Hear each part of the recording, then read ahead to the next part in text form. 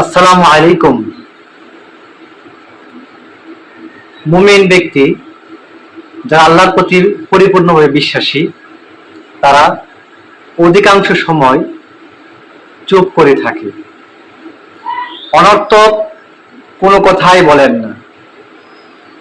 হ্যাঁ, রাসূল সাল্লাল্লাহু আলাইহি সাল্লামের হাদিসও আছে এই ব্যাপারে, মান সামাত ফাকাদ নাজা, যে চুপ থাকলো সে মুক্তি পেল।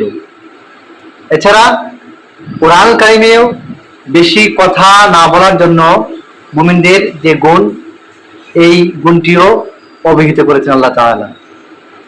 মুমিনদের সম্পর্কে আল্লাহ সুবহানাহু ওয়া তাআলা সূরা মুমিনে বলেছেন অনেকগুলি গুণের কথা। এর মধ্যে একটি গুণ হচ্ছে আনিল লাগবি মুরিদুন। মুমিন যারা, তারা অনর্থক কথা থেকে নিজের জবানকে হেফাজত রাখে। বন্ধুগণ, চুপ থাকবো আর আল্লাহর ধ্যানে খেলে থাকবো। বুজুর্গানের দিন এই কাজটি করেছেন, তারা চিরস্মরণীয়।